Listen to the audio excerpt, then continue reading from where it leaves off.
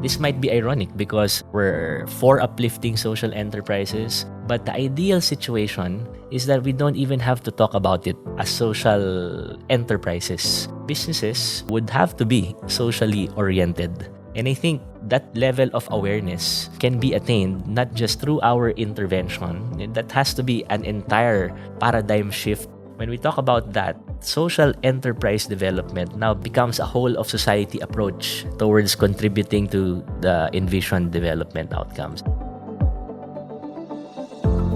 This is SPF Worldviews, and that was our guest, Professor Carlo Sagun, President and CEO of Bayan Family of Foundations, or BFF, in the Philippines.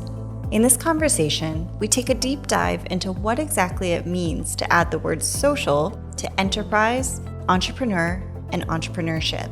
We also discuss how these social enterprises, or what he calls a heart with a business, can support sustainable development in the Philippines and the potential to use the lessons learned across the region. Thank you very much for joining us here at SPF Worldviews. Very excited to talk with you today. Of course, it's my pleasure. Before we get started, I just wanted to get you to give us a brief self-introduction. Tell us who you are and what you do. Okay, so I'm Professor Carlo Sagun. So I'm currently the president and CEO of Bayan Family of Foundations. So it's really an ecosystem of a couple of foundations that really aim to uplift social enterprises and advance the social impact of the organizations that we're partnered with. We're based in the Philippines. So we have Bayan Innovation Group, that's really our research and consultancy arm. Bayan Academy, which is really into education and training.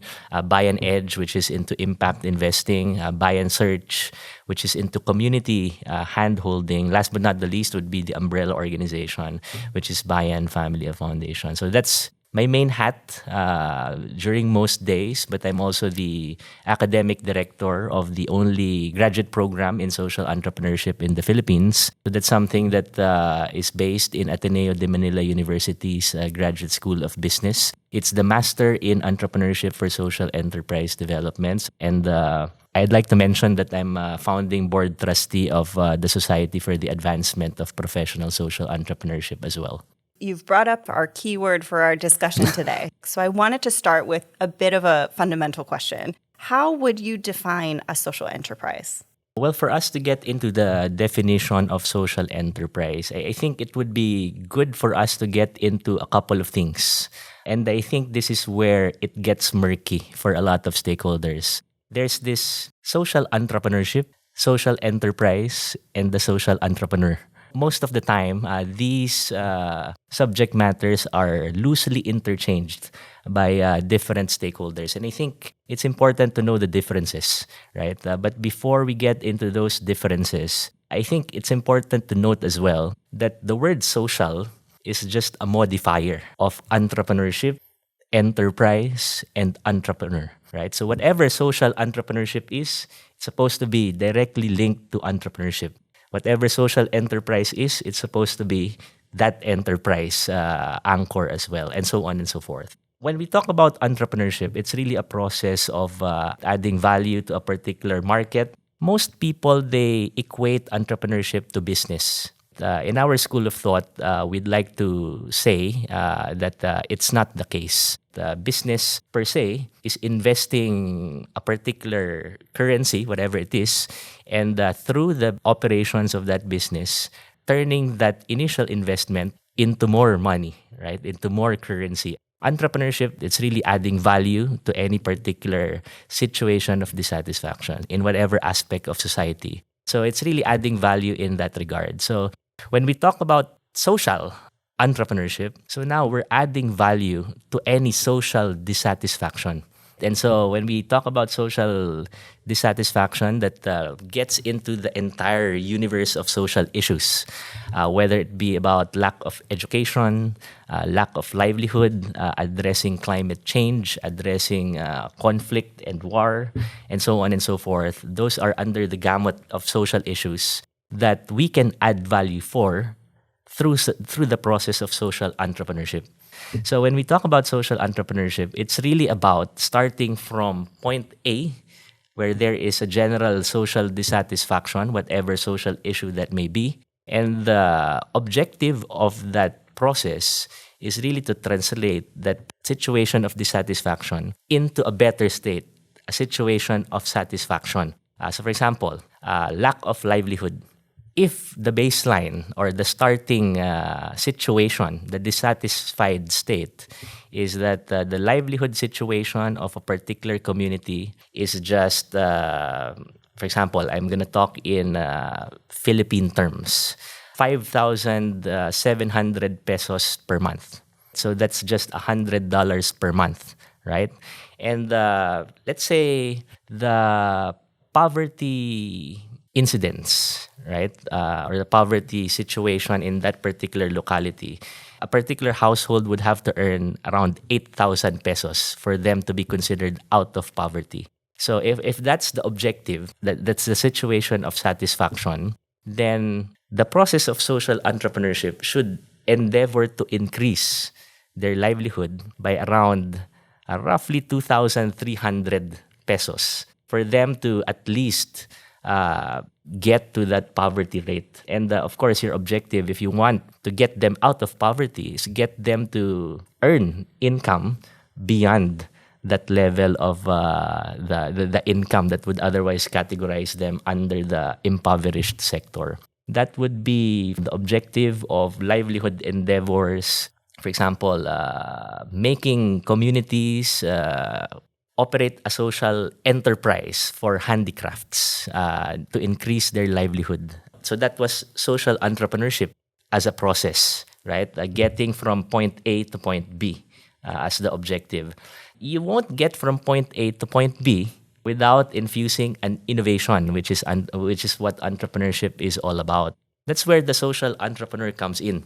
The social entrepreneur is actually the person, or in some cases, the organization that actually infuses the innovation that would get the situation from point A to point B. So now we get into the social enterprise, which now leads me to directly answer your question, right? So the social enterprise is actually one of the many means by which we can sustain the solution infused or introduced by the person or the organization who served as the social entrepreneur. When we talk about a social enterprise, it's really a business that has the addressing of the social mission as the core of that particular business. So it's at the end of the day, it's an enterprise. It's a market-driven model by which a product or a service is actually sold to the market, and that product or service is actually the solution to that social issue.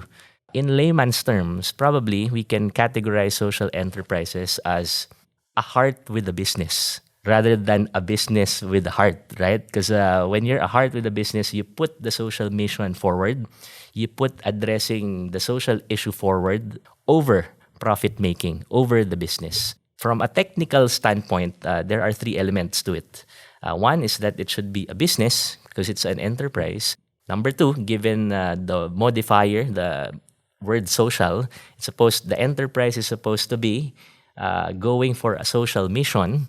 And then there's this third crucial element in social enterprises all over the world, which is the majority of the benefits of the social enterprise must be accruing to the social mission.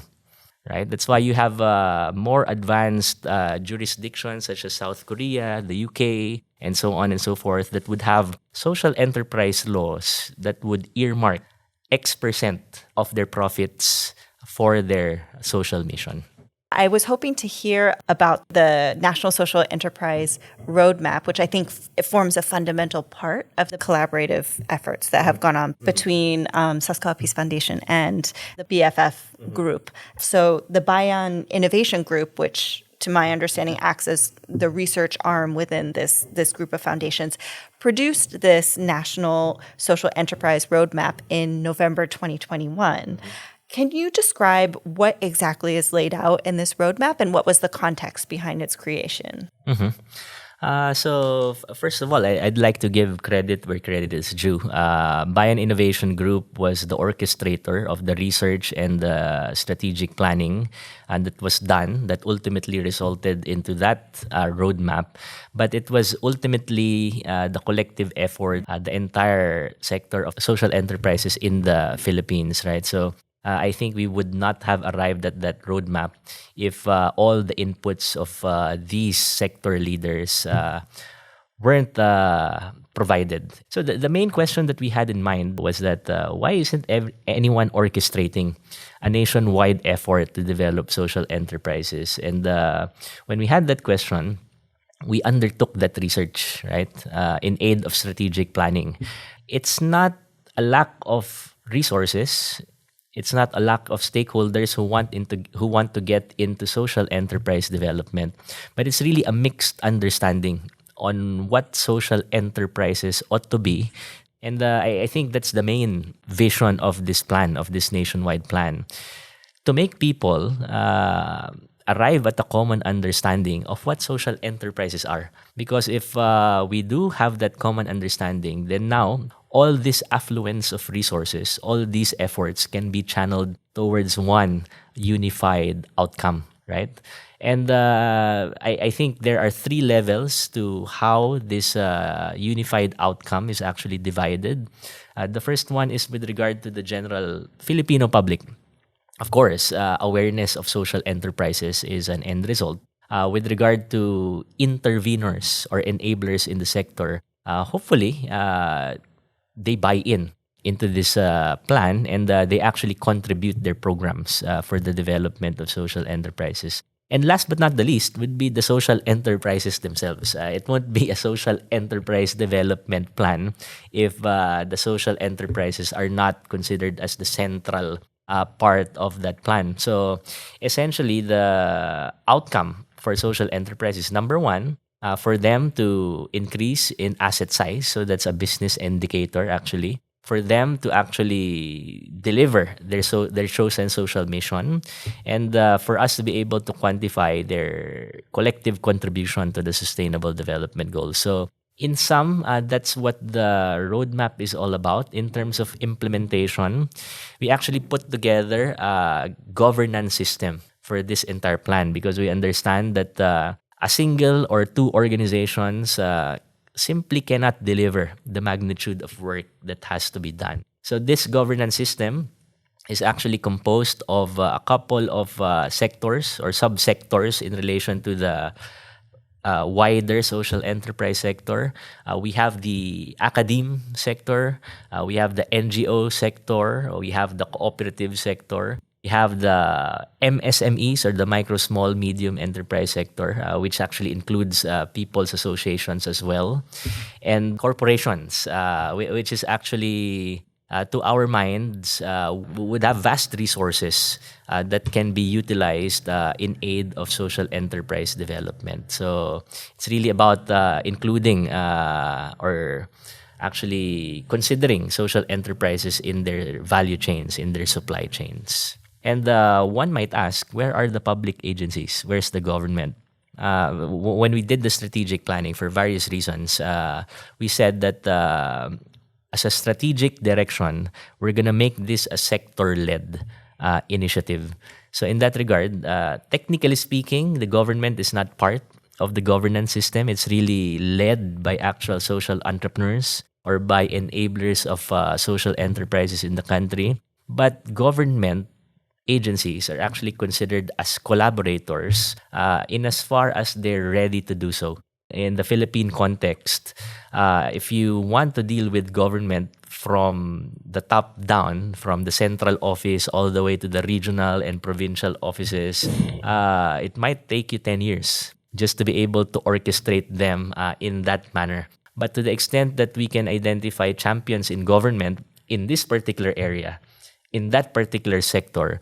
So by all means, let's work together. But of course, we realize that for us to deliver the intended magnitude of outcomes that we have set out to do, government has to be part of the equation. So that's why we're, through the help of Sasakawa Peace Foundation, champion local government units were actually aided or were provided with technical assistance such that they can have their own localized plans to contribute to this nationwide endeavor.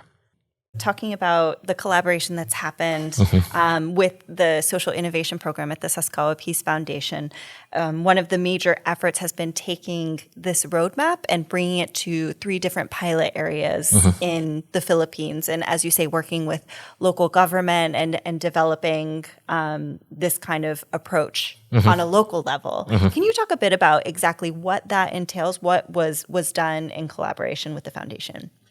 Okay, so when we talk about the Philippine SE roadmap, its perspective is really a nationwide development of social enterprises. So when we get to a particular locality, that nationwide framing might not be as relevant given their particular local context. So Sasakawa Peace Foundation in the past year actually provided funding assistance for us to be able to come up with the localized version of this nationwide plan. So we purposively chose a city pilot in Quezon City, a municipal pilot in the municipality of Odiongan in the province of Romblon, and a regional pilot in the Bangsamoro Autonomous Region of Muslim Mindanao. Why did we purposively choose those 3 LGUs?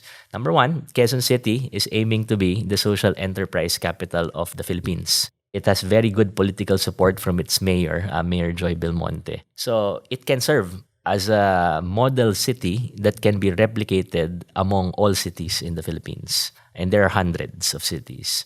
The municipal pilot is Odiongan.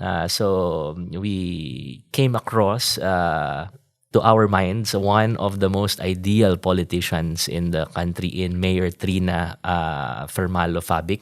And that's going to serve as a municipal model. And we have more than 1,400 municipalities in the country. So just imagine, if we do it right in Odiongan, it can be replicated in the rest of the municipalities. And BARM is one of our 17 regions.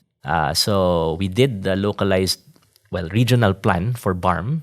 And hopefully, the way we orchestrated it in BARM can serve as a model that the other 16 regions can follow moving forward. So again, those are just 3 government agency champions, local government unit champions, but the intention is to replicate it to as much local government units as possible moving forward. And what exactly was done in these 3 different regions? What kind of projects were implemented in order to support this localizing of the roadmap in these 3 different contexts? Okay, so essentially it's a planning endeavor, right? So it's a strategic planning endeavor because for us to be able to come up with a policy that would enable these local government units to institutionalize the program and implement it continuously, there has to be a basis for that policy, a localized basis at that.